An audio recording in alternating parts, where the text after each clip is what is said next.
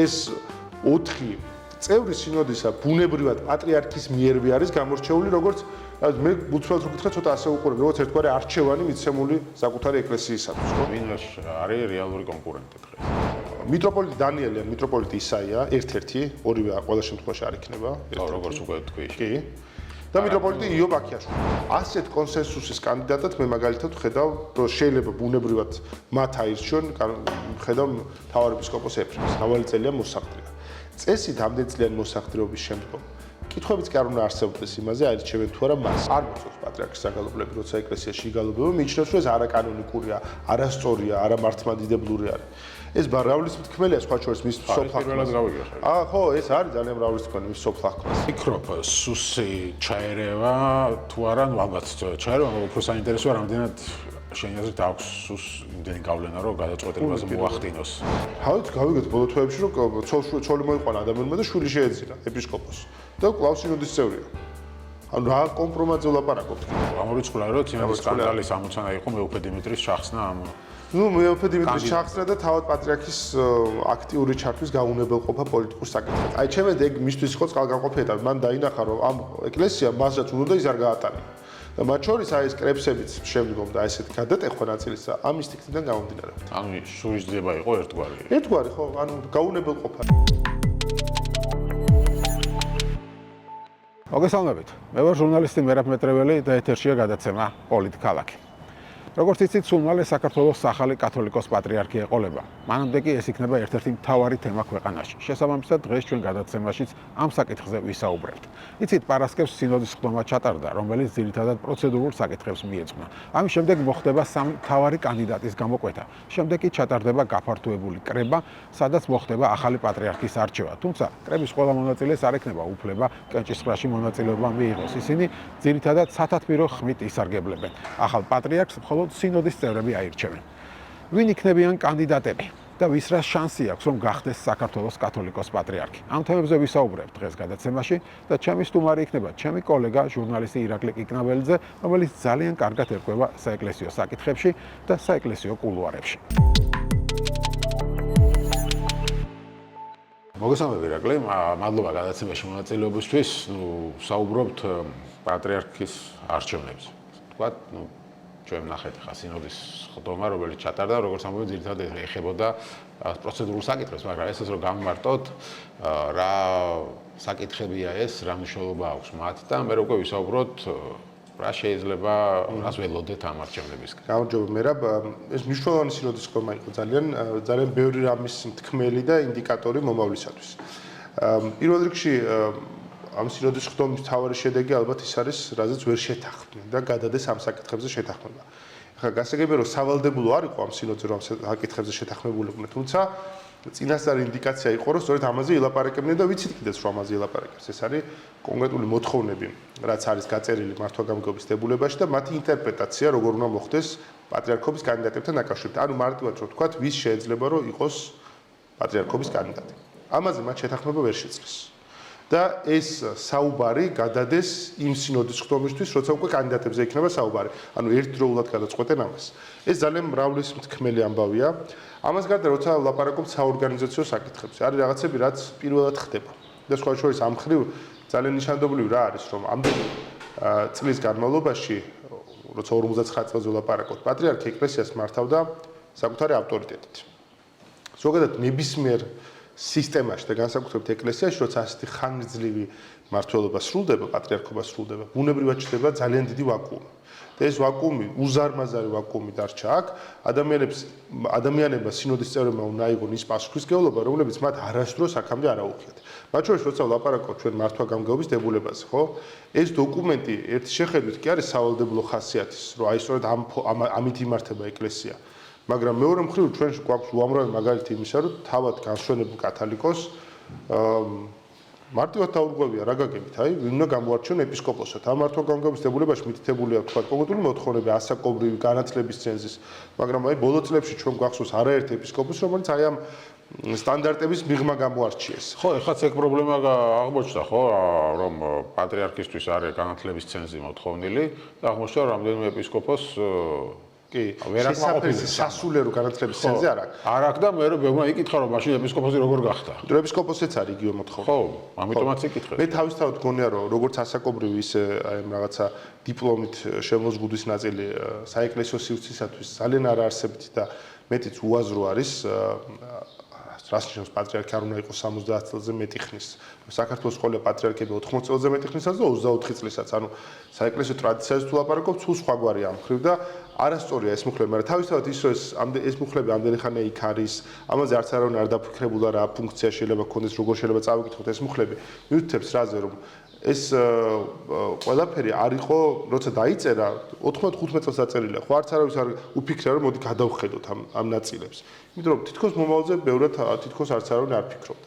ის განცდა სხვა შორის ამ დღეებში რაც ბევრს ჰქონდა პატრიარქის დაკრძალვის დროს მეც ჰქონდა იგივე რომ აი რაღაც მისი გარდაცვალება ხო ცოტა რთულად წარმოსადგენ. ყველა ვიცით რომ ყველა ადამიანი კვდება ბოლოს, მაგრამ იმდენად დიდი ხანი იყო რომ თითქოს მის დასასრულს ვერავინ ვერ წარმოიდგენდა როგორც ჩანს რა ვიცი სინოდშიც ბევრი ახლა მე 78-ში დავიბადე და ზუსტად მაშინ გახდა ის ზუსტად გახდა ერთი რამდენიმე თვით ადრე გახდა პატრიარქი და შესაბამისად და მთელი ჩემი ცხოვრება ამას გარდა სინოდში არათუ ეპისკოპოსები არ არიან რომლებიც სხვა პატრიარქმა ან წინა პატრიარქმა დავით მეხუთემ ან ეფრემ მეორემ აკურთხა არამედ ზოგადად სინოდის წევრებიდან ძალიან ცოტა ესეთი რომელიც საერთოდ ეკლესიაში მივიდა იქამდე სანამ ილია მეორე პატრიარქი გახდებოდა. აი საერთოდ ეკლესიური ადამიანი გახდა ეკლესიაში. ყველა მისი ნაკურთხია. ხო, არათუ ნაკურთხი არის რომ ეკლესიაში რომ შეაბიჯა ამ ხალხმა პირველი იცოდნენ რომ პატრიარქი არის ილია მეორე. ანუ ეს თვალსაწიერი მათ ურთულებს ფაქტია რომ ეხლა არავინ არ არის ვინც მანამდე იყო ეპისკოპოსი. არავინ. მეტიც სულ რამდენიმე ისეთია, ეს სულ 3-4 ისეთი რომელიც ან მღვდელი იყო, ან მრევლი იყო საერთოდ. ესეთიც კი არის ძალიან ცოტა. ანუ შესაბამისად ამ ხრივ ილია მეორე ნამდვილად არის დამფუძნებელი მამამთავარი ამ ყველაფრისა, უბრალოდ ახლა როგორც ყოველთვის, როგორც ასეთ ხანგრძლივი და ესეთი ავტორიტეტული მმართველობის შემდგომ ხდება ხოლმე, საჭირო არის ახალი ფორმის ძიება ამ ძალისათვის, ამ ძალაუფლებისათვის და ამას სჭირდება ხედვა. ნახე, არ არის უბრალოდ თვით დინებაზე მიშვება ამ პროცესისა ძალიან დიდ ქაოსს გამოიწვევს, ქაოტს, როგორც ახლა გადაცემა თქვა, ქაოტს. სისტემაა საჭირო. ანუ ეს ავტორიტეტი უნდა ჩაიღვაროს მარტივად თქვათ რაღაც ინსტიტუციაში. ასეთი ავტორიტეტი ვერ ექნება ვეღარავის ხო ამასა. ეგ აბსოლუტურად შეუძლებელია. მეტიც ახლა ძალიან დიდი მნიშვნელობა აქვს ვის არჩევენ ახალ პატრიარქად. იმიტომ რომ ეს განსაზღვრავს კლიმატს, ამოცანებს, გამოწვევების რა არის გამოწვევა, როგორ უნდა უპასუხო მთლიანად ენას ეკლესიისას, ყველაფერს განსაზღვრავს, მაგრამ მიუხედავად ამისა ფორმა და სისტემა მართლობის მაინც შეიცვლება. ეს ვეღარ იქნება ავტორიტეტით მართო, ბევრად უფრო სინოდალური, ამ გაგებით ბევრად უფრო დემოკრატიულიც გახდება. მეტი წინააღმდეგობა ჩახდება. ბუნებრივია, აი მე ანტონ ვანისა და ბაღდადის მიტროპოლიტი რომელიც ანტონი, ხო? რომელიც ძალიან ძალიან ზუსტად ახსნა ის გამოწვევა, რის წინაშეც დგანან წევრები. ის მამა იყო და ის მამა იყო და სხვა ჩვენ ძმები ვართ, აქ ერთ-ერთი ძმა გახდებოდა. ძალიან მარტივად გასაგები არის. კი, ბევრად უფრო მეტი წინააღმდეგობა იქნება. თან ახლა რა არის? დღეს 39 წევრი ყავს სინოდში.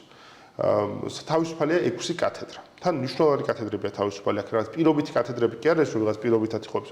ეკლესიელი მიტროპოლიტი გარდაიცვალა მაგალითად, ქალაქ რუსთავს მაგალითად დღეს არ ყავს მართველი მიტროპოლიტი. თბილისია შემართებული, იმიტომ რომ იოანე გადაიყვანეს ქუთაისში, ხო? რამდენიმე ესეთი მნიშვნელოვანი ეპარქია არის თავისუფალი. შესაბამისად ახალი ეპისკოპოსები გამოსარჩევი. ახალი კათედრები მოხდა აქამდე მათ. იმიტომ რომ აი ბოლო წლებში, განსაკუთრებით კოვიდის მერე საპატრიარქოში და ეკლესიაში სიტუაცია აი გაიყინა. იმ გაგებით რომ არც ახალი სინოდი არ ჩატარებულა. სინოდები აღარაც, მათ შორის ამ მართვა-გამგეობის დებულების მიხედვით დარღვევა არის და ზოგადად წელიწადში ერთხელ მაინც სინოდი უნდა ჩატარდეს, მაგრამ არ ჩატარებულა ეს სინოდი და შესაბამისად სინოდის გარშე გამორჩევა ვერ ხდება ეპისკოპოსისა და როცა ტარდებოდა სინოდები, მაშინაც კი ახალი ეპისკოპოსების გამორჩევაზე ითქვა შედარებით უარი. ზოგადად პატრიარქი ამ საკითხს ეს იყო მისი პატრიარქობისთვის ძალიან მნიშვნელოვანი. ეპისკოპოსების გამრავლება. ხო, ანუ თავიდან ცოტა ეპისკოპოსი ყავდა ზოგადად. ძალიან ცოტა და ძალიან მოხუცები. ანუ ის აირჩია ჯამში მაშინ იყოს 6 ადამიანი სინოდში. აქედან მომავალ 5 წელიწადში გარდაიცვალა 3, ან ძალიან მოხუც ადამიანებზე იყო ლაპარაკი. 60-იანი წლებიდან, აი 60-იანი წლებიდან თუ ავიღებთ, სულ იყო 2 ახალგაზრდა ფუნქციური ეპისკოპოსი. თავად ილია და მიტროპოლიტის გაიოს კერატაშვილი. ანუ ეს იყო ახალგაზრდა ადამიანი. დანარჩენი ვინ იყვნენ ეპისკოპოსები? ნახავდნენ აი რომ ხდელია თქვა უკვე ასაკში და იმას ეტყოდნენ რომ მოდი ახლა აღკვეცავთ გამოგარჩევთ ეპისკოპოსად, იმიტომ რომ სინოდში ჭირდება ეპისკოპოსი. და ეს ცხოვრებისეული არჩევანი, რომ ახალგაზრდა ასაკიდან გააკეთოს ვიღაცამ, ეს ძალიან ცოტა იყო და თავდაპირველად პატრიარქმა ეს ჩათვალა თავის ძალიან დიდ ამოცანად. დასაწყისში ერთ 10 ეპისკოპოსი გამოარჩია. გასაგებია რომ ძალიან ცუდად დამთავრდა ეგ ამბავი, იმიტომ რომ დიდი სკანდალები იყო, მაგრამ ეს იყო მისი ამოცანა, სულ უყვარდა ხოლმე თქვა, რომ არ დავამთავროთ სინოდი ისე, რომ ერთი ახალი ეპისკოპოსი არ გამოვარჩიოთ. და ბოლო წლებში ეს შეწყდა. ნახე, აი გარდაიცვალა, თუმცა ბევრს მახსოვს ქონდა კრიტიკა, რომ აი რასაჭირო ასეთ პატარა ქვეყნისთვის 40-ზე მეტი ეპისკოპოსი. ხო, ასეთი კრიტიკაც. კი და არის ამ კრიტიკაში თავისი ლოგიკა, ხა. მაგალითად არსებობს მართლმადიდებელი ქვეყნები ხო, რა ვიცი, აი ბულგარეთი მაგალითად. თუ არ ვთქვი, სულ 30 ეპისკოპოსი ხო ჩვენზე ბევრად დიდ ქვეყანას. ანუ მარტივად პრინციპს თუ ავიღებთ, აი როგორც ნაწილდება ხოლმე ხმების წარმომადგენლობა, ხო, რაც მანდატში. თქვათ, რამდენი ხმას უნდა წარმოადგენდეს დეპუტატი პარლამენტში უხეშად რო შევადაროთ, ამ შემთხვევაში ძალიან დაქუცმაცდა ეპარქია. ხო, რატო წავიდა ამ პოლიტიკის? იმიტომ რომ ჩათვალა რომ და გასაგებია ეს ლოგიკა რომ ეპისკოპოსი ახლოს უნდა იყოს ხალხთან, ეს არ უნდა იყოს ხელმიუწვდომელი რაღაც იერარქი. ანუ ის უფრო დიდი ეპარქია იქნება, მით უფრო ხელმიუწვდომელია ხო, ანუ ეპისკოპოსი უნდა მარტივად ხელმისაწვდომი იყოს ადამიანებისათვის, იმიტომ რომ ეკლესიისათვის ეკლესია არის ეპისკოპოსი. ეს ძალიან ცენტრალური რაღაცა არის. ეპისკოპოსის გარშემო დგას ეკლესია. და შესაბამისად ეს ხელმისაწვდომობა ეპისკოპოსთან არის ძალიან მნიშვნელოვანი. ჯერ საეპისკოპოსო წირვა სხვანაირია, მისი ყურადღება ბევრად უფრო მნიშვნელოვანი არის ეპარქიისათვის. თუმცა გეთანხმებით ძალიან გამრავლდა რაღაც დროს ეპარქიების რაოდენობა. და დაქუცმაცდა და შეიძლება ცოტა დისფუმერი რა მოხდა. ამან ის კი არ გამოიწვია, რომ შემცირდა ეპისკოპოსების, თქვათ, ბიუჯეტი, რომ რასაც უნდა მოერგონ ისინი. არა, ბიუჯეტი იგივე დარჩა და მოთხოვნები ხო, მუნიციპალიტეტებთან ან საკუთარ მრევლთან. უბრალოდ რაოდენობა გაიზარდა მათი, სარეზიდენციო სახლები, მანქანები ასე შემდეგ, ხო? და შესაბამისად ამ ხრივ ფაქტია, რომ 39 ეპისკოპოსია, რამდენიმე კათედრაზე აუცილებლად მოხდება ახალი ეპისკოპოსის გამოჩენა, რომ შეუძლებელია სხვანაირად მოხდეს. ხომ გეუბნებით, ნეკნესელი მიტროპოლიტი გარდაიცვალა, რუსთავში ეპისკოპოსია დასანიშნი, ბორჯომში ასევე ეპისკოპოსია. ხა სხვების შედარებით უფრო პატარა ეპარქიები იყო, რომელზეც სხვებთან მიერთება შეიძლება მოხდეს. ჭყონდიდელი მიტროპოლიტი არ არის, ხო? ამდენი ხანია პეტრე ცავა გაუშვეს და მიერთებული აქვს დროებით კალაიჯიშვილს, რომელიც ამავდროულად არის სხვა ეპარქიის მმართველი. მოკლედ, ესეთი ადმინისტრაციულ საკადრო საკითხები არის გადასაწყვეტი და მათ შორის ახალი პატრიარქის პირველი გამოწვევაც ალბათ ეს იქნება. კი ბატონო, წეგანა საუბრობდი განათლების თემას და ამას მინდა დაუბრუნდეთ, თქვი, რომ შეიძლება არ არის სწორი ეს დებულება, რომ რაღაც განსაკუთრებული ცენზი იყოს მოთხოვნილი, იმიტომ საეკლესიო თემას ვარ, მაგრამ დღეს შემხვდა პოსტი Facebook-ზე, აბა ხა შიოს რო არ კონდეს დიპლომი, როგორ ილაპარაკებდითო, მაშინ ვიც თქვათ მის მოსაწინააღმდეგო ბანაკში არის, ისინი დაიწყებენ ყვირილს, რომ აბა უდიპლომო ეპისკოპოსი გვინდა. პრეზიდენტი ყავს უდიპლომო, ეხლა ეპისკოპოსი. სწორედ პატრიარქიც უდიპლომო. სწორი შენიშვნა ეგ და გასაგებია ეს შინაარსი და ალბათ მე მგონია და ჩემი დაკვირვებთან გუშინდელ ამებთან დაკავშირებით განათლების ცენზი როგორც ჩანს დარჩება როგორც მოთხოვნა და ამ შემთხვევაში ეს ვის შეეხება? ეს შეეხება მიტროპოლიტ ისაია ჭანტურას. ზოგადად უნდა აღვხსნა ამ დღეებში ამაზე ბევრს საუბრობთ, მაგრამ მათ შორის ეს უცხო თემა არის ბევრისათვის, ხო? რატომ არის რომ რა სხვებს არ აქვს განათლების ყველას აქვს სასულიერო, არა, ყველას არ აქვს სასულიერო განათლება, უბრალოდ რატო არის კონცენტრირება ასე მეუფე ისეაზე, იმიტომ რომ ეს პოპულარულია. არა, უბრალოდ ეკლესიაში ამ ყველაფერს აქვს თავისი ენა და სტრუქტურა. ანუ ტიტულები გვეუბნებიან ადამიანების პოზიციას, სად არიან ეკლესიაში, რამდენად მაღლა არიან, ან რამდენად დაბლა, საერთოდ სულიერ გამოცდილებიდან შევხედავთ, ხო? ანუ ჩვენ კი ყავს 39 წევრი და მათ შორის ძალიან ბევრია მიტროპოლიტი. რაც სხვა შორის ასევე მიტროპოლიტი ძალიან მაღალი წოდება და უცნაურად ბევრი მიტროპოლიტი. ძალიან ცოტა ეპისკოპოსი ყავს. კიდე უფრო ცოტა მთავარი ეპისკოპოსი და ძალიან ბევრი მიტროპოლიტი. ნუ ესეც კიდე რაღაც არეულობის ამბავია.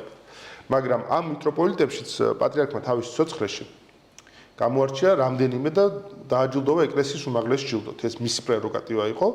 ეს არის კუფიაზე ბრილიანტის შვილის ტარების უფლება ქვია ამ ჯილდოს, რომელიც არის უმაღლესი პატივი საქართველოს ეკლესიაში მთელი პატრიარქობის განმავლობაში. 77-დან დღემდე პატრიარქს სულ დააჯილდოებული ყავს 6-7 ეპისკოპოსი. მათ ნაწილი უკვე გარდაიცვალა, მაგრამ ცოცხალი ვინც არის დღეს, ესენი არიან შიო მუჯირი, რომელსაც მას შემდეგ გადაეცა ეს ჟილდო, რაც გახდა მოსაყდრე და პრაქტიკულად ამაზე იყო მიბმული.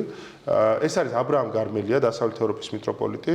ეს არის დანიელ დათუაშვილი, ჭიათურისა და საჩხერის მიტროპოლიტი და ეს არის ნიქოზელი მიტროპოლიტი ისაია ჭანტური. ახლა ამიტომ ლაპარაკობთ, რომ აი ასაკის საკითხი დანიელ დათუაშვილს შეეხება, იმიტომ რომ ის არის 70 წლის და 71-ი ხდება აგერ მაისში და იმიტომ ლაპარაკობთ, რომ განათლების ცენტრი ისაია ჭანტურის. ეს 4 წევრი სინოდისა ბუნებრივად პატრიარქის მიერვე არის გამორჩეული, როგორც მე ბუცველს რო გითხრა ცოტა ასე უყურებ, როგორც ერთგვარი არჩევანი მიცემული საკუთარი ეკლესიისათვის, ხო? ანუ გამოდის რომ ისაიას თემა ჩაიხსნა. არ ვიცი საბოლოოდ ჩაიხსნა თუ არა, როგორც თქვით, ამაზე არც გვიმშელიაო, ჯერ ასაკთან დაკავშირებით როგორც ჩანს ცოტა ისეთ კამათი მოვიდათ, რომ გადადეს ამაზე გადაწყვეტილების მიღება და ამაზე არც გვიმშელიაო, მაგრამ მე დამშარს თავისუფლება რომ ჩაიხსნა. მანდ არის ერთი დეტალის კიდე. ეხლა როგორც თქვით, ასაკის საკითხი შეეხება დანიელ დათუაშვილს, რომელიც 71-ს ხდება მაისში და განათლებისა ისაა ჭანტურიას და ეს ორი ადამიანი ძალიან ღრმად არიან და გადაჯაჭვულები ერთმანეთთან საკუთარი განვლილი გზით. ისაა ჭანტურიამ თავის მოღვაწეობა დაიწყო ცხუმ-აფხაზეთის ეპარქიაში, მათ ერთად გადმოიარეს ცნობილი გზა ჭუბერზე, მერე დაფუძნენ ერთად მარტყოფში, სადაც იქიდან წამოსული ბერმონაზნობა დააფუძნა პატრიარქმა. შესაბამისად, ძალიან დაბალია შანსი, საერთოდ არ არსებობს შანსი, რომ მათ ერთმანეთს კანდიდატურები დაუყენონ. ან ერთი იქნება კანდიდატი, ან მეორე იქნება. ანუ ისინი ერთმანეთს გამომდინარე, ხო? ნუ სულიერი ძმობიდან გამომდინარე. თუ მამაშვილობიდანაც კი ასე შეიძლება შევხედოთ ამ ნაწილს. ხო, ნუ ესაიას მიმართ იყო ეს ის, რომ მას მართლაც მაღალი ავტორიტეტი აღმოაჩნდა ისეთ ადამიანებშიც კი, ვინც საერთოდ შეიძლება ეკლესიასთან ახლოს არ არის, ხო? ამ მას აქვს ის, რაც ძალიან ბევრი არ არის, ხო, ანუ მის მიმართ აქვს ყველას კეთილგანწყობა. ან მას აქვს ის, რაც სინოდში არ აქვს ძალიან ბევრს. თუ ამ დოზით პრაქტიკულად არც არავის ავტორიტეტი, როგორც წესიერი რეალურად რელიგიური ბერისა. აი ეს ძალიან მნიშვნელოვანი ნაწილია. და როგორ მოხდა რომ სემინარიაც კი არ დაუმთავრებია? ხო, ნუ იმიტომ რომ მან გადაწყვეტილება ეკლესიაში წასვლისა, როცა მიიღო თეატრალური აქვს მას დამთავრებული. ხო, რეჟისორია. ხო, რეჟისორია და სამონასტრო ცხოვრებით წავიდა. ანუ ის ბერი გახდა, მე ბელმონაზონი, ანუ ამ გზით გაიარა, მას არ გაუვლია სასულიერო იცით რა არის ეს გზა, ეხლა მოდი ასე ვთქვათ, სემინარია დაამთავრა, იქ ვისაც უწერია რომ სემინარია აქვს დამთავრებული და ძალიან მაღალი თეოლოგიური განათლება აქვს მიღებული, ან რაღაც მოსკოვში დაუსწრებელზე სწავლობდნენ, იგივე თუნდაც მოსაყდრეშიო რა.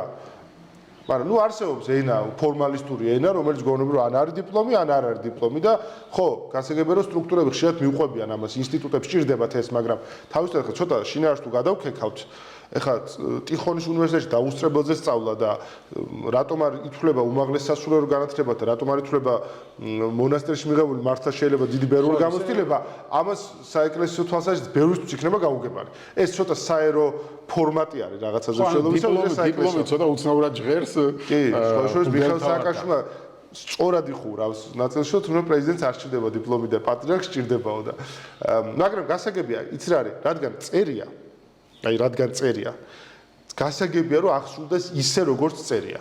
ამიტომ ამ სტრუქტურის ცვლილება გავიგე რომ პატრიარქი შრებოდა ამას რომ გამოარჩია ვიღაცა პატარა ასაკის უდიპლომო, მაგრამ გასაგებია ვიღაცამ შეიძლება თქვას რომ პატრიარქი შრებოდა ამას და მოდი ჩვენ არ ვქნათ ახლა, იმიტომ რომ ეს გააჩენს ლეგიტიმაციის საკითხს, მაგრამ მეორე საკითხიც არის აქ. თუ კი მიტროპოლიტი შიო, მე არ მინდა მას პერსონალურად დავაბრალოს, მაგრამ ნუ ასე გამოვა ყველა შემთხვევაში. გამოვა რომ ამ პროცედურულ საკითხებში ყველაზე ძლიერ კონკურენტებს ამ პროცედურული საკითხებით ჩამოიშორებს, რომ ის ასაკობრივად შეზღუდულია, ეს განათლებით შეზღუდულია, ხო? და ასე ეცდება, რომ გამარჯვებას მიაღწიოს, ეს მას შეუქმნის, ეს მისთვის არის დიდი პრობლემა. მეტიც მან ყველაზე ხმამაღლა უნდა მოითხოვოს, რომ მიტროპოლიტ დანიელსაც, მიტროპოლიტ ისაიასაც და საერთოდ ყველას მიეცეს კენჭისყრაში მონაწილეობის უფლება. თუ ის მართლა აპირებს, რომ ამ ეკლესიის ასეთი ყველას კათოლიკოს პატრიარქი იყოს, ამ გზებით მოკლეებზე მარტივად რომ ვთქვათ, ამ გზაზე სიარული მისთვის მომავალში იქნება ძალიან დამაზიანებელი, მის ლეგიტიმაციას სულ ექნება ამის გამოსახულება ყოველთვის. ამიტომ მას თუ ვინმე სჭირდება, ხო? მე უშობ რომ ის გახდეს ის აირჩიოთ, თუმცა დიდი შანსია რომ არ აირჩიოთ. ამაზე ვისაუბროთ. კონკურენტები რადგან ახსენენ, მოდი მაშინ განვიხილოთ ეს. კი ბატონო, ვინ არის რეალური კონკურენტი დღეს? მოდი ასე ვთქვათ, კანდიდატები ვინ შეიძლება იყოს. ეს არის, მოდი კანდიდატები რო განვიხილოთ. ნუ როგორც ჩანს მიტროპოლიტიში ყველა შემთხვევაში ხდება. ამოთ ეს არ არის კიდევ ერთხელ ბევრს გონია რომ რადგან მოსაყდრე შიოზე ცალკე ვივლაპარაკოთ.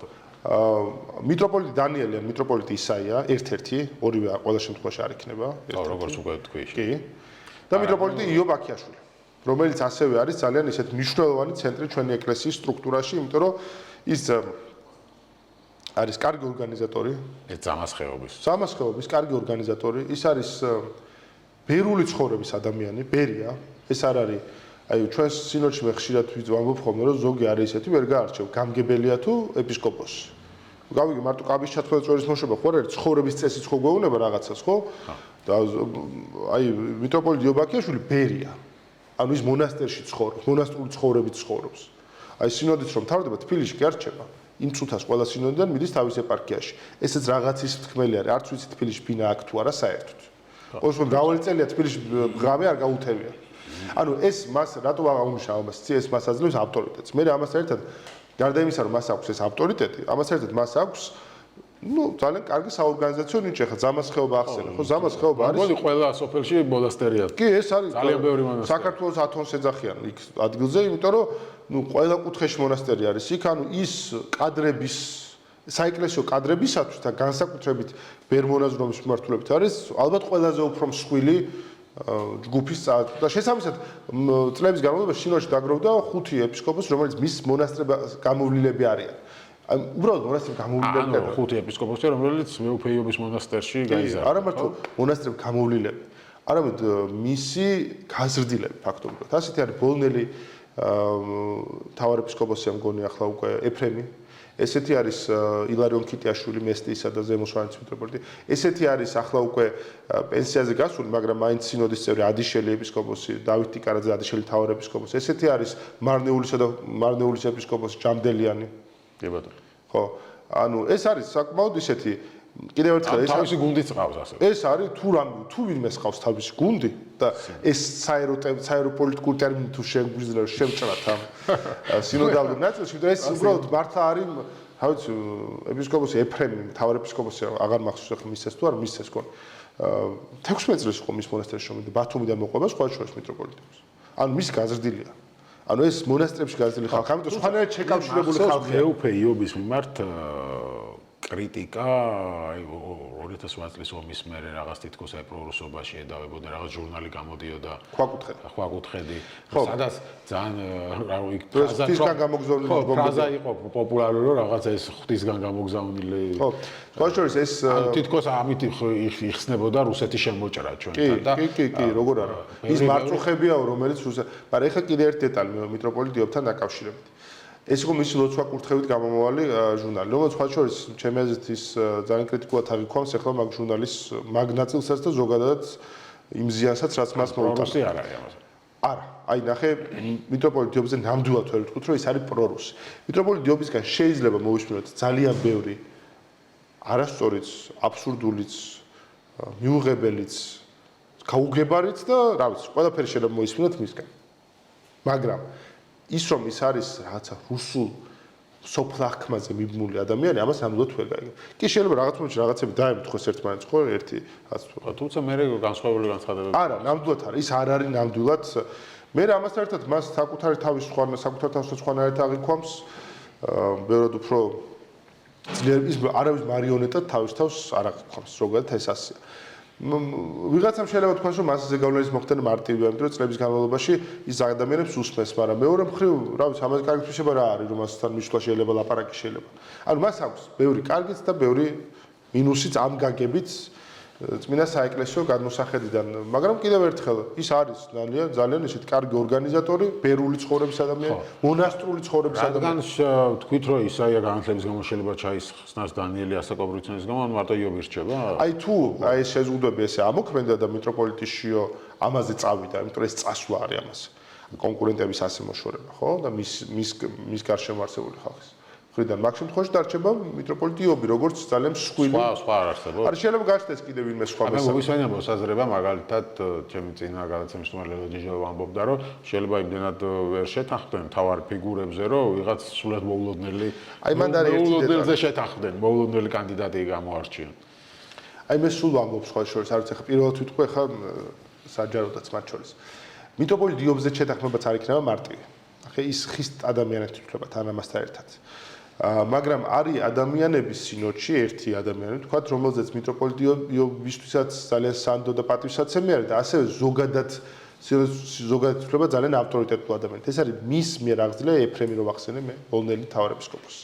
ის ასაკით შედარებით პატარაა, თუმცა ასაკური ჭილში ჯდება და სულ განათლებაც აქვს. აი თუ მე ვინმეს აი თუ განვიხილავთ რომ აქამდე მივიდა საქმე, ხო რა ძალიან ვერ შეთანხმდნენ და ძალიან მოდი ვიღაც ნეიტრალური აი მოდი თუ აქამდე მივიდა საქმე, რაც სათუოა, იმიტომ რომ არავინ არ მგონია რომ მარტივად დათმოს ეს რაც. ასეთ კონსენსუსის კანდიდატად მე მაგალითად ვხედავ, რომ შეიძლება ბუნებრივად მათ აირჩიონ, ვხედავ მთავარეპისკოპოს ეფრემს. როგორც ასევე ჩვენ ლაპარაკობთ ძალიან პოლიტიკურ ტერმინებით და ვცდილით ხო აი ხა არჩევნებია ხა პოლიტიკური საკითხი. ამ რელიგიურ ავტორიტეტს აქვს მნიშვნელობა აქ. ამისგან ვერ დავცვლით რა ამას. შეიძლება ვიღაცის გუნდის წევრი იყოს და ის საპირისპირო გუნდში იყოს, მაგრამ იმას რელიგიური ავტორიტეტი აქვს, ეს მაინც დაფასებულია სინოდში. რა აი მაგალითად ხო ვახსენე მე მთავარეპისკოპოსი ეფრემ, რომელიც არის მიტროპოლიტ დიობის აღზრდილი და მისი გუნდის წევრი, როგორც ითვლება, მაგრამ ის რომ ის არის ძალიან წესიერი, პატიოსანი და ესეთ კარგი ადამიანი, სხვა მასთან დაპირისპირებული გუნდის წარმომადგენლებიც აღიარებენ. ანუ ეს ენა ეკლესიისათვის ძალიან ორგანული არის. ავტორიტეტზე, რელიგიურ ავტორიტეტზე გადაბიჯება ესე მარტივად არ ხდება. ამის თქმა მინდა. ხო, რა თქმა უნდა. და ვთქვი რომ ცალკე ვისაუბროთ უფე შიოზზე, ხო? მის მიმართ ხო პრეტენზიები ყველა მიცის, ხო? რა არის ზოგს ის არ მოსწონს რომ რუსეთში აქ დამთავრებული, იქ სწავლობდა, იქ მოღვაწეობდა კიდეც, ხო, მოსკოვში, ქართულ ეკლესიაში. შესაბამისად ეს რაღაცა ეჭვები, კითხვები თავიდან რატომ მოხდა მისი გამორჩევა მოსახდრექტის რუსი ასე ვთქვათ საპატრიარქოს წარმომადგენლის ვიზიტი რომელიც დაინთხვა მის მოსახდრექტ გამორჩევას. მოდი ეს ყველაფერი ავხსნათ, ვინ არის მეუფეშიო და რა კითხვები არსებობს მასთან. მასთან დაკავშირებით მრავალი წლის განმავლობაში არსებობდა კითხვები. რა კითხვები არსებობდა? მოგესალმებით პატრიარქს ყავს სინოდიდან სულ ყავს ხოლმე 2 ან 3 დამხმარე ეპისკოპოსი, რომელიც მას ეხმარება ეკლესიის საკითხების მართვაში. ქორ ეპისკოპოსებს რომ ეძახი. კი ბატონო. წლების განმავლობაში თეოდორე ჭუაძე არის მაგალითად, რომელიც ძალიან დიდი იაკობი იაკობაშვილი იყო ერთი პერიოდი ვთქვათ, ხო? ასევე სულ მრავალი წლის განმავლობაში ქორ ეპისკოპოსი არის საპატრიარქოს საიძე რომ ნახავდი ან ეკლესიის კალენდარს რო ჩახედავდი, ნახავდი რომ პატრიარქის ქორ ეპისკოპოსი არის თეოდორე ჭუაძე ვთქვათ რა და არის სერაგისა და ჩხოროწყუს მიტროპოლიტი შიო მუჩირი.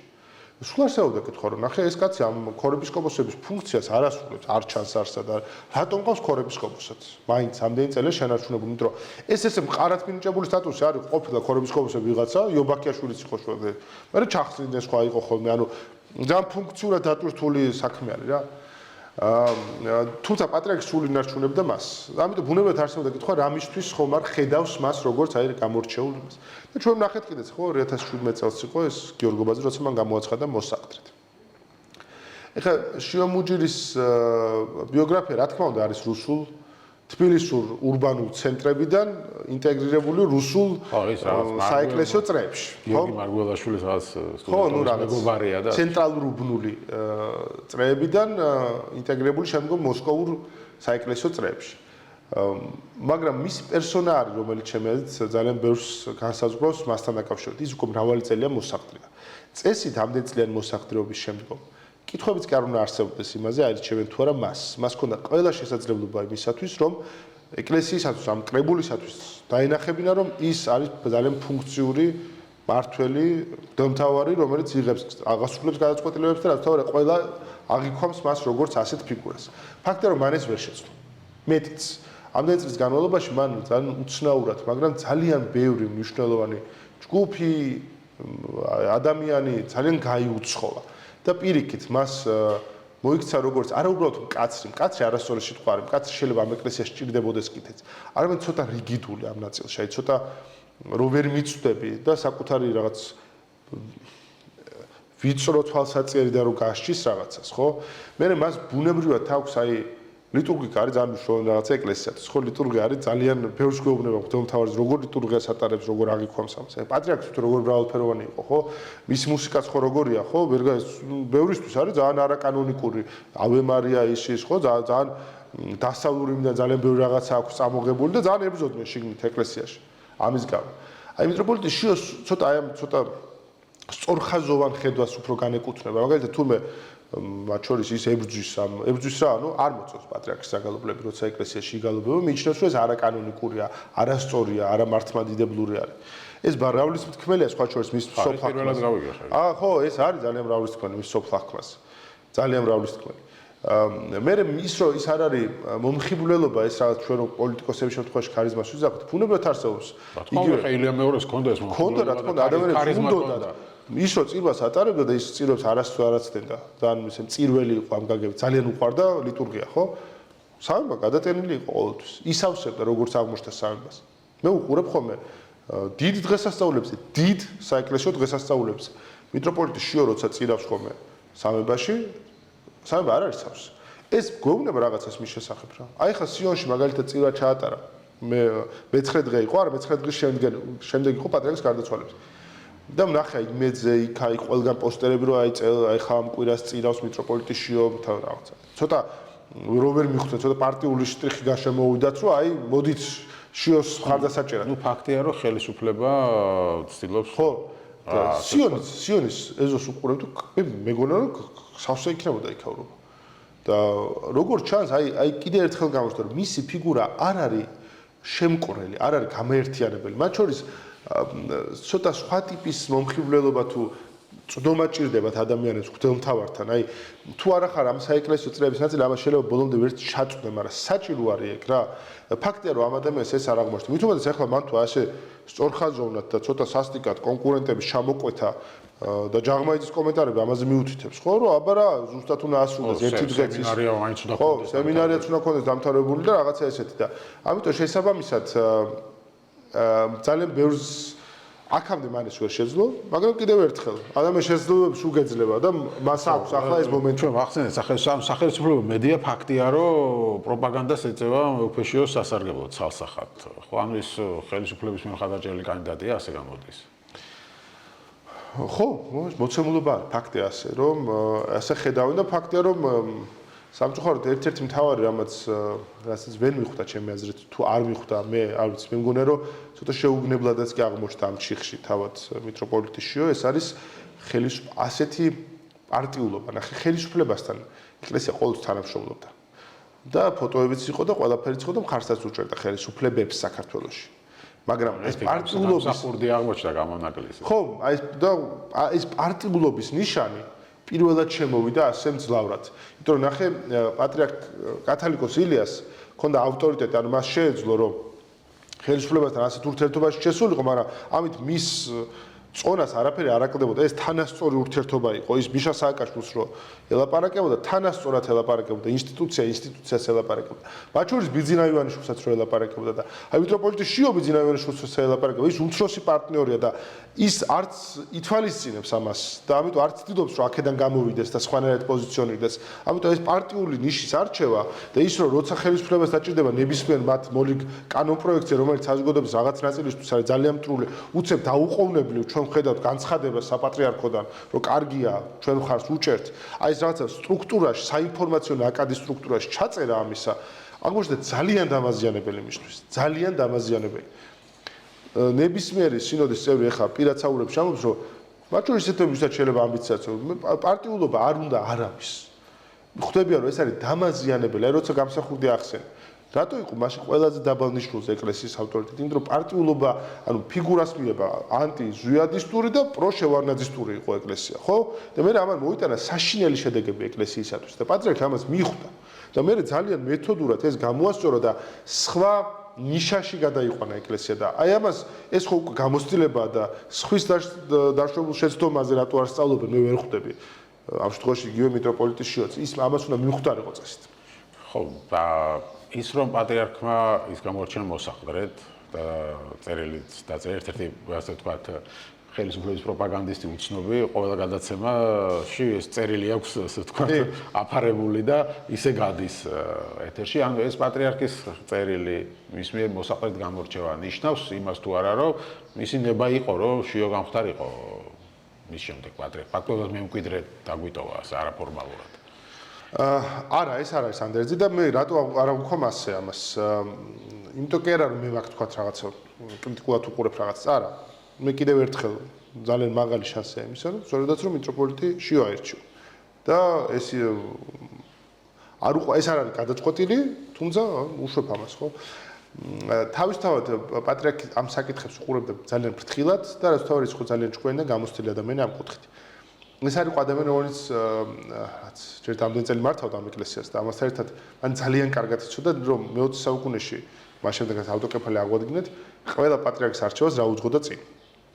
ის რომ წინა პატრიარქისგან დატოვებული მემკვიდრე ეს არ არის სწორი, მან ყველაზე კარგად იცოდა ეს ამ. ხო, მაგალითად იგივე მარნეულის მიტრო ეპისკოპოსმა მითხრა ეთერში, რომ ეს არ არის სამეფო ტახტი, რომ მემკვიდრეობით გადადიოდა. და მას ესმოდა ეს ყველაზე კარგად. თავად კათალიკოსილეს, მას ზუსტად იცოდა რა არის მოსაყდრე და მას ზუსტად იცოდა რა ფასი აქვს თითოეულ ჯილდოს. აი მე რო ახსენე ეს ჯილდოები, მას ტყუილად კი არ არიგებდა ამ ჯილდოს. ძალიან კონკრეტულ ადამიანებს მიანიჭა, ამიტომ მე თუ რამეს განვიხილავ მის ანდერძად ამ კუთხით.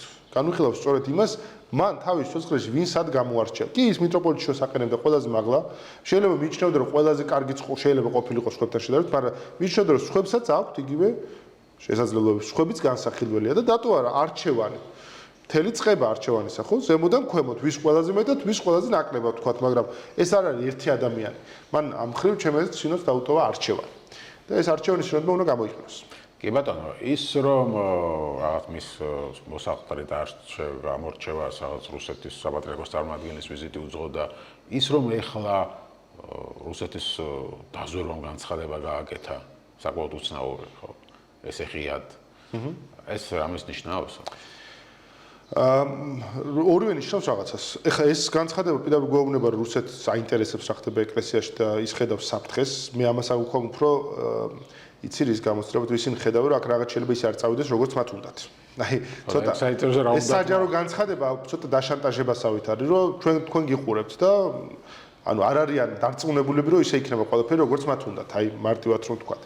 და რაც შეეხება ვიზიტს, ხო, როცა ჩვენ ვლაპარაკობთ ამ ცნობილ ვიზიტზე, როცა ჩამოვიდა მაშინ რუსეთის საგარეო ურთიერთობათა მიმართულების ხელმძღვანელი, ეხლა ის ბუნებრივია, ანუ ეს ენა ჩვენ რაღაც უცნაურად ესმით ხოლმე რუსეთისგან დაავალეს პატრიარქი. ეს არ არის ის ენა, რომელთაც ეს პროცესები მიმდინარეობს, მაგრამ თავად პატრიარქი აუცილებლად ამ ნაწილში თუ ვის გამოარჩევდა მოსაყდრედ, გაითვალისწინებდა იმას, რომ ეს ფიგურა არ ყოფილიყო მოსკოვში აღქმული როგორც მათი მტერი.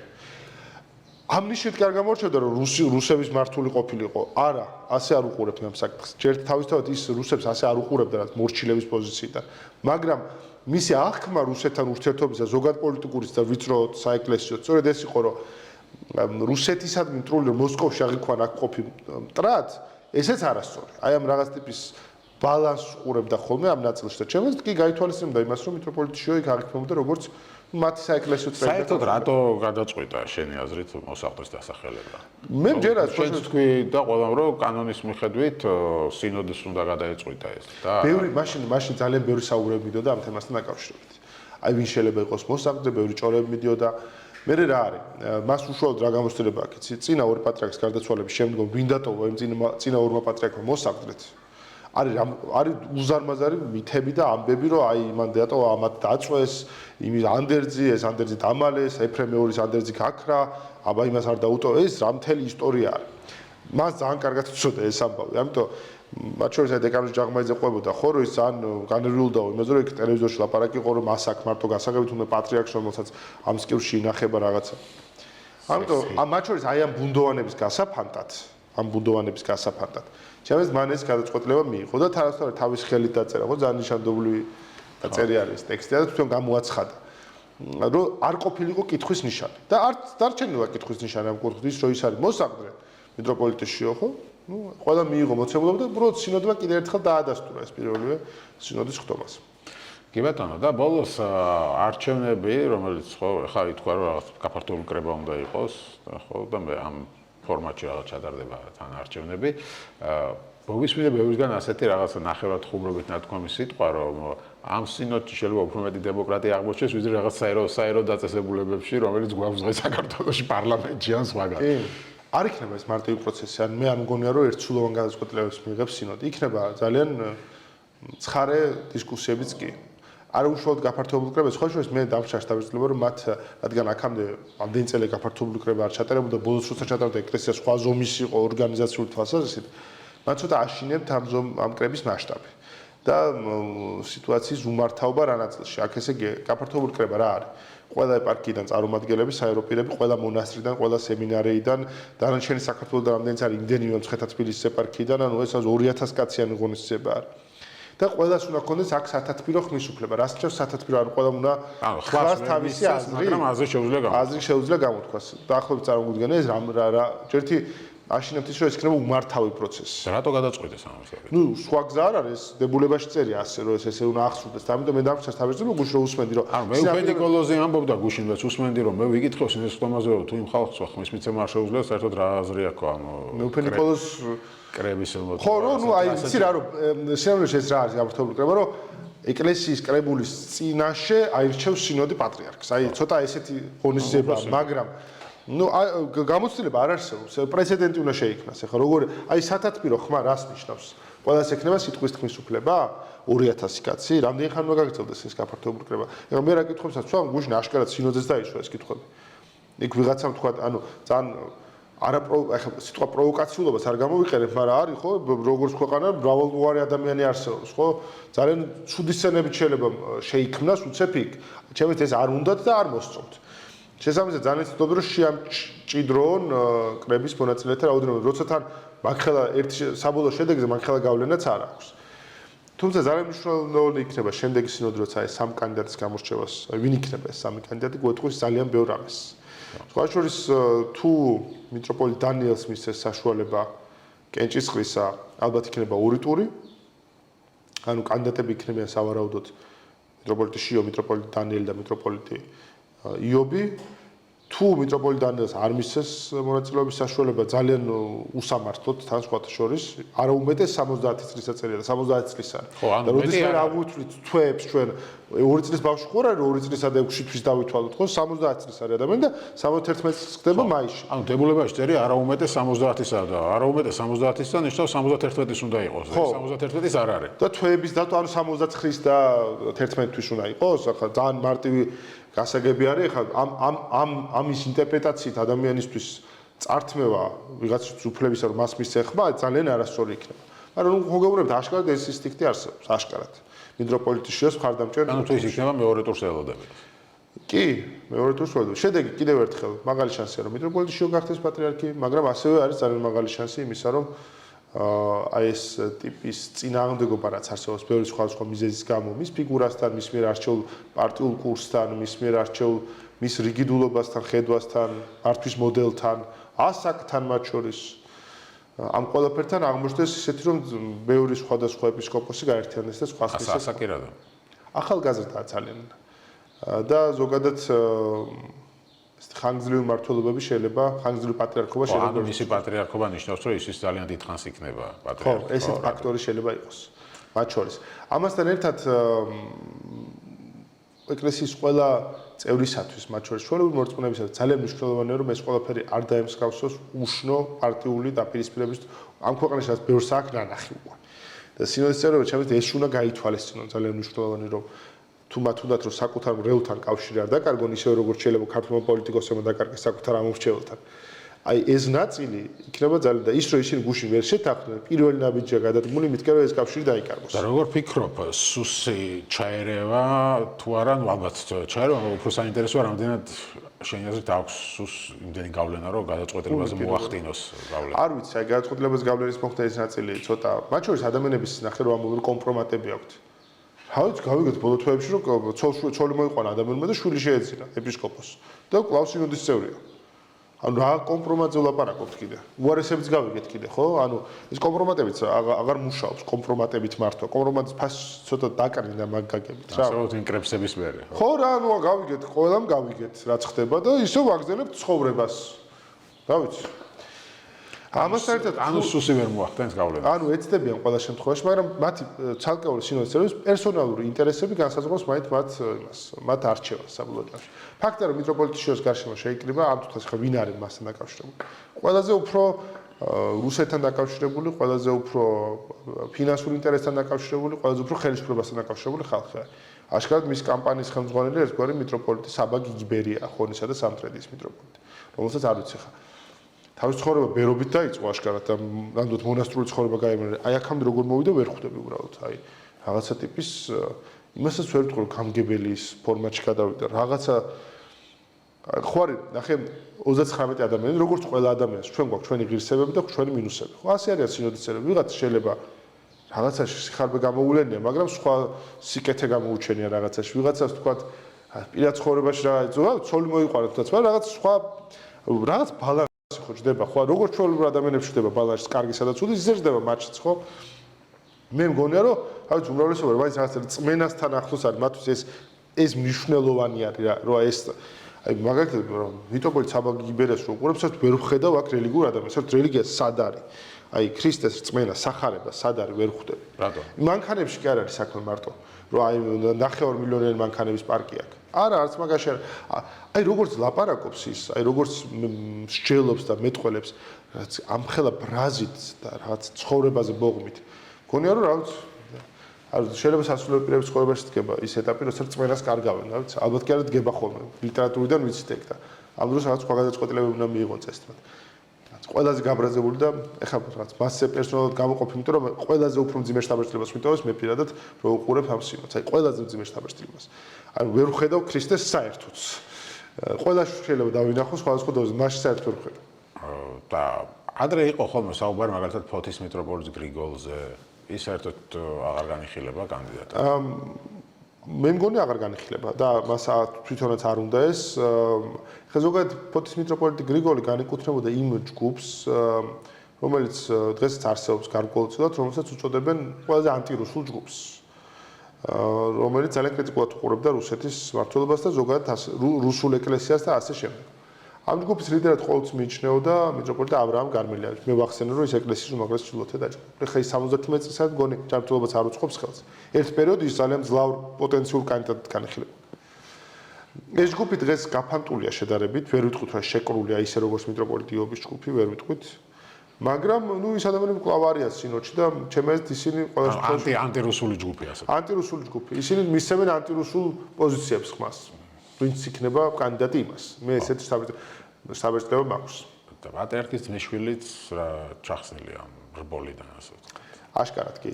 მას ციანიდის სკანდალით თუ მას ჰქონდა რაიმე ესეთი ამბიცია მას ან თუნდაც შეიძლება პატრიარქს წარმოედგინა ის ციანიდის სკანდალმა ეს ჩახსნა. ვერ მიიჩნევს რომ ერთ-ერთი ამოცანა ციანიდის სკანდალისა ესეც კი იყო. ხო, გამორიცხულა რომ ციანიდის სკანდალის ამოცანა იყო მეუფე დიმიტრის ჩახსნა ამ ნუ მეუფე დიმიტრის ჩახსნა და თავად პატრიარქის აქტიური ჩართვის გაუნებელყოფა პოლიტიკურ საკითხებში. ამის შემდგომ პატრიარქი პრაქტიკულად ივანიშვილმა მოახერხა რომ რა ქნა იცი აი გამოაცალა რესურსი რომ იმას ჩარეულიყო რაც ივანიშვილისთვის იყო მნიშვნელოვანი. ხო, აი ბოლოს მოკლედ ეს რაგან ივანიშვილი ახსენე, აი ივანიშვილის როგორ იწყებოდა ეკლესიასთან დამოკიდებულება მისი გვახსოვს, ხო?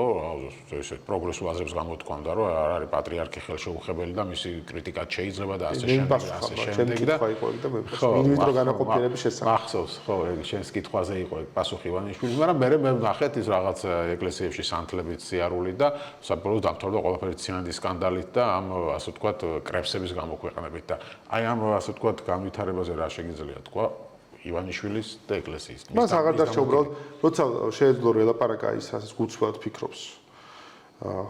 გულწრფელად რასაც ფიქრობს ის არ უთქვია, გავიგე მას ან ჩემს ცოტა ზისგანი დამოკიდებულებაც კი აქვს ამ ყველაფრის მიმართ. მაგრამ აი, ნუ შედარებით ზრდილობის ფარგლებში რომ შეეძლო ელაპარაკა, მაშინ ქონდა ამის რესურსი, იმიტომ რომ სხვა რეიტინგი ქონდა მაშინ. მართლა ქონდა ის ჭარბინდობა ასე რომ ნაშრომად. ძალაუფლების ბოლო წლებში ჭარბინდობა კი არა, მას ერთი ხმის დაკარგვის რესურსიც არ აქვს, ამიტომ თავის ნაწილში ასაც განიხილავს, იმას ბოლომდე ეჭიდება და ეს სანთლებით სიარულიც მისი ამას ემსახურება. ჩემს მისთვის ძალიან წყალგამყოფი იყო თუ გახსოვს საპრეზიდენტო არჩევნებამდე, ბოლო საპრეზიდენტო არჩევნებმა ჩატარდა ჩვენ ქვეყანაში, მან მოიდობა მარიხუანას სპეციფიკური ფორმით ლეგალიზაცია. არა ის რომ ადამიანმა რაც უნდა ის გაზარდოს და მე მოციოს, არა, რაც პლანტაციები რომ მან გაზარდოს, მოგება ნახოს და უბრალოდ რაც სფერო ხო გახსოვს ეს საბოლოო. ეკლესიამ დიდი წინააღმდეგობა გაუწია. დიდი წინააღმდეგობა გაუწია ამას და მას მოუწია უკან წაგება თავისი ამ ინიციატივისა. მეტიც აი ბოლო პერიოდში წერილებს რო აქვეყნებდნენ მისი ადვოკატები ხო გახსოვს? აი კრედიტ სუისთან ომებში. იქაც ერთ-ერთ წერილში მან გაიხსენა რომ მე მაშინ მინდოდაო ეგო და დღესაც სწორად მიმაჩნიაო რომ მაშინ საჭირო იყო ეგო. იმიტომ რომ სოფლიო ბაზარზე ფასი იზრდებოდაო ამ კანაფის და დიდ მოგებას ვნახავდითო. ნუ ალბათ თავის თავზე გულისხმობს. პირველ მრავლობითი ლაპარაკი ხო კიდე სხვა დინამიკა არის ქართულ. შეიძლება ქვეყანას გულისხმობს არ ვიცი. როგორც ბიტკოინების თნახა ალბათ ქვეყანა დიდი მოგება ხო? ანუ იაფად ბიტკოინები გამოიმუშავა ეგეთივე მოგება. ეხლა რომ მეტი ფასი უნდა გადავიხადოთ ელექტროენერგიაში. მოკლედ მაგას ეხლა რა მნიშვნელობა აქვს, მაგრამ აი ჩემს ეგ მისთვის იყო წყალგამყოფი ეტაპი. მან დაინახა რომ ამ ეკლესიამ მასაც უნდა და ის არ გაატანია. და მათ შორის აი ეს კრებსებიც შემდგომ და ესეთ გადატეხვა ნაწილისა ამ ინსტინქტიდან გამომდინარეობდა. ანუ შურისძიება იყო ერთგვარი. ერთგვარი ხო, ანუ გაუნებელყოფა რა. დღეს აქ ეკლესიას რესურსი ისეთივე წინააღმდეგობა გაუწიოს, რამეზე როგორც მას შეეძლო, ხო არა აქვს. აი ამ ადამიანებს აქვთ ამის რესურსი, არა აქვთ ამის რესურსი. მაქსიმუმ სანამ პატრიარქი ცოცხალი იყო, წინააღმდეგობა გაუწია ამ სახელმწიფო რელიგიად გამოცხადებაზე, იმიტომ რომ ეს მისი პატრიარქობის მთავარი მიღწევა იყო, რომ სახელმწიფო აღარ მართავს ეკლესიას, რომ ეკლესიას აქვს ჟღუდეები კონკორდატის სახით. ეუბნებოდნენ, რომ იცი რა კაია, რომ სახელმწიფო რელიგია იყოს. მე ლამის ობერ პროკურორსაც დაგინიშნავ ცოტა. მე კობახიძე ცოტა ეპისკოპოსი. ეს ინიციატივაც რო წამოვიდა ოცნების გარო სახელმწიფო რელიგია გახდეს ცოტა რაღაც მომენტში დაუშვით, ცოტა იდიოტობისგანაც მოვიდათ, ვერ მიხვდნენ, გონეთ რომ ამას ეს მოეწონებოდა ეკლესიაში ვინმეს, რომ სახელმწიფო რელიგია, რომ აი სახელმწიფო რელიგია იქნება. ანუ ის რომ ეკლესიას საფრთხე არის მთავარი, რომ სახელმწიფო რელიგია იყოს, რომ ეს ნიშნავს, რომ სახელმწიფო მართავს მას. იმას კი არ ნიშნავს, რომ ეკლესია მას, სახელმწიფო მართავს მას და ისეთ თეოკრატიულ ქვეყნებშიც კი როგორც ირანია, საბოლოოდ აღმოჩნდა, რომ სამხედროები მართავდნენ კლერიკალებს, მართლა კლერიკალების მმართველობა კი არ იყო. ხო და მიჩვენეს საქართველოს ნერ ქვეყანაში რა იქნება ასეთ ხო. და ამიტომ მაგრამ ეს სისულელით მოვიდა თუ გამიზნულად ჩემს ორივე იყო ცოტა არ ვიცი აი როგორ გითხარ ხარ არ ვიცი რაც არ ვიცი არ ვიცი სისულელით მოვიდა თუ გამიზნულად ფაქტია რომ ჩაიშალა და პატრიარქმა ჩაშალა კი ბატონო ნახოთ როგორ გამითარდება მოვლენები საინტერესო მოვლენები გველოდება მადლობა დიდი გადაცემაში სტუმრობისთვის